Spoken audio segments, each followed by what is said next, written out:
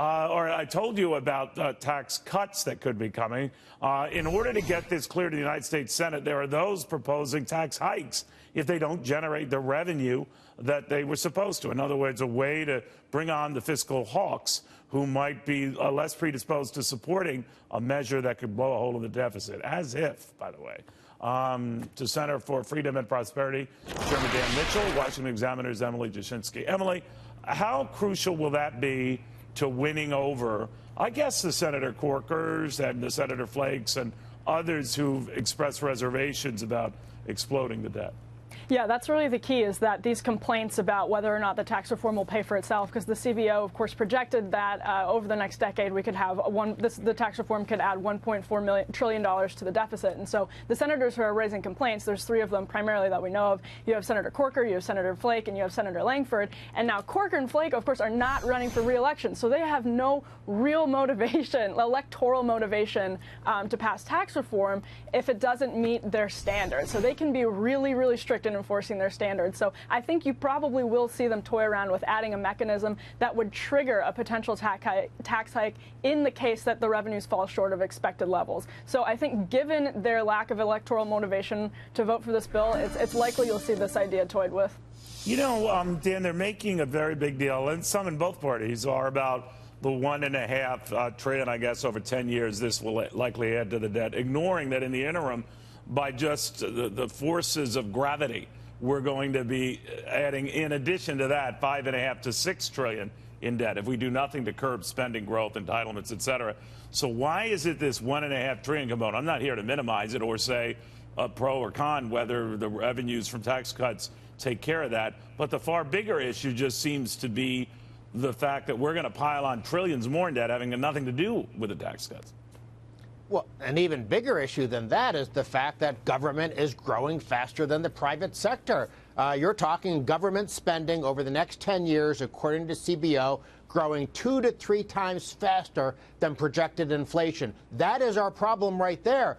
I don't mind Corker and Langford and Flake considering triggers, but they're pointing the gun in the wrong direction. It shouldn't be an automatic tax trigger, because that actually will create a self-fulfilling prophecy. Yeah, what about an automatic spending cut trigger? I mean, where is that talk? What we need is to take something that we already know works, sequestration, which is what? An automatic spending savings provision. We should apply that, because that's the direction the gun should be faced when the trigger is pulled. Government spending is our long-run problem. Government spending is crowding out and making tax relief and tax reform more difficult.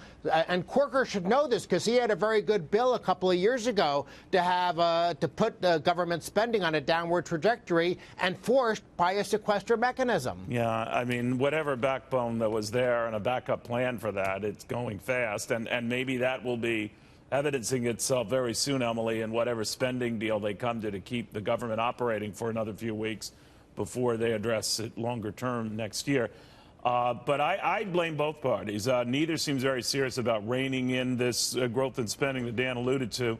And I just think the Democrats are a fine one to talk about worrying about debts now and deficits now. But again, Republicans promised to do something about this, and they didn't couple it with these tax cuts.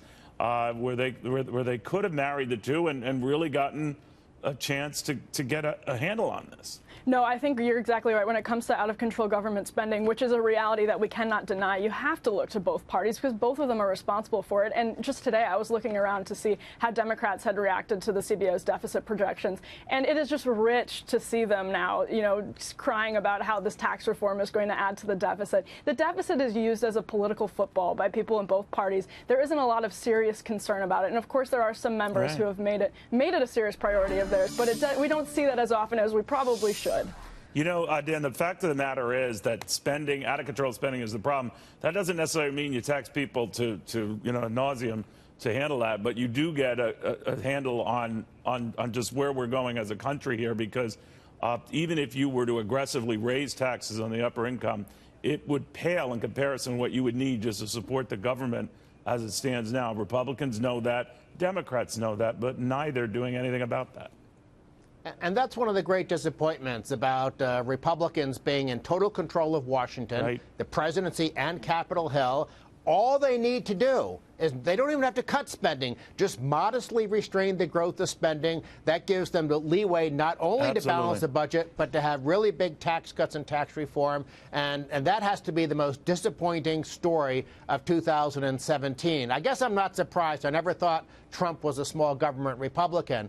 But what happened to those old Ryan budgets that actually did have genuine entitlement reform and meaningful spending restraint? I've said this 1,000 times before. We are on a slow, steady path to becoming Greece. And unfortunately, nothing Republicans have done in 2017 changes that. Yes, let's have a tax cut package. Let's try to get our economy growing a little bit faster. But by itself, that's not going to solve our long-run spending problem. Not at all. Not at all. Well put, both of you. I want to thank you again.